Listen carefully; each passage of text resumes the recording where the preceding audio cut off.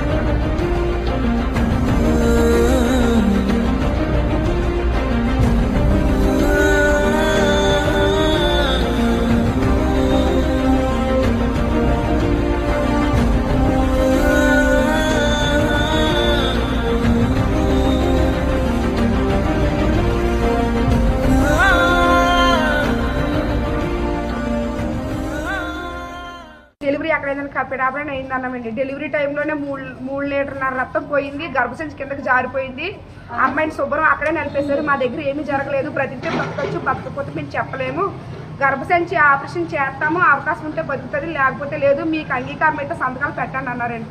ఇంకెలాగైనా ఫోన్లో ఒక బిడ్డ ఉంది కదా, మనిషి బతికితే చాలు, అలాగంటే మేమేం చేసామండి, ఈ సంతకాలు పెట్టామండి. ఆపరేషన్ చేయడం కోసం వాళ్ళు మాత్రం సంతకాలు పెట్టించుకొని ఆపరేషన్ చేశారండి. ఎందుకంటే మా దగ్గర ఏమి జరగలేదమ్మా, అది మొత్తం అమ్మాయి అంతా నలిగిపోవడం, పిడాపడనే నలిగిపోయింది, ఇక్కడ ఏం కాదు, అలాగంటే వాళ్ళు మొత్తం సంతకాలు పెట్టించుకొని ఆపరేషన్ చేశారండి. ఆపరేషన్ చేసిన తర్వాత కూడా ఆ అమ్మాయికి నాడు కొట్టుకోలేదండి, బీపీ కూడా లేదు, బీపీ మొత్తం పడిపోయింది, నాడు కొట్టుకోలేదు. అమ్మ ఇంక బ్లడ్ లేదు ఒంట్లోని, మేము ఎక్కిస్తున్నా సరే ఈవిడే వచ్చి మళ్ళీ ఏం కాదు సంసారానికి పడిపోతుంది. ఈవిడ వచ్చిందండి వెనకాల, ఈ డాక్టర్ అక్కడికి వచ్చింది, కాకినాడ వచ్చింది, ఆపరేషన్ చేయకముందే వచ్చిందండి. వచ్చి ఏం కాదు గర్భసంచి ఒకటే తీస్తారు, కిందకి జారిపోయింది గర్భసంచి ఒకటి తీస్తారు, సంసారానికి పడిపోతుంది, మీ చెల్లికి ఏం కాదని నన్ను అక్కడ ఓదార్చిందండి. ఓదార్స్తారండి అమ్మాయినండి ఈ అమ్మాయి ఈవిండి నేను, లేకపోతే నేను అమ్మ నాకు అప్పుడే తీసుకొచ్చి అక్కడ పెడదు. అక్కడ చేసి ఆపరేషన్ చేసిన తర్వాత నాడు పడిపోయింది, పల్సరేట్ పడిపోయింది, ఇంకా ఏం చేయలేము. అక్కడే పడగలు పైనేమో అమ్మాయి ఐసీయూలోనండి, చిన్న అమ్మాయి, ఈ అమ్మాయిని ఐసీయూలో పెట్టేశారు. మేమేమో కింద ఈ అమ్మాయి దగ్గర పడిగప్పులు కాసుకుంటా ఉన్నామండి. తెల్లవారుజాను 3:20 టయానికి అమ్మాయి ప్రాణం పోయిందండి. అమ్మాయి నాకు మన డెడ్ బాడీని 8-9 టయానికి ఇచ్చారండి. మేము ఇంటికి తీసుకెళ్ళి అంత్యక్రియలు చేసుకున్నామండి. 12-2 మధ్యలో అంత్యక్రియలు చేసుకున్నామండి.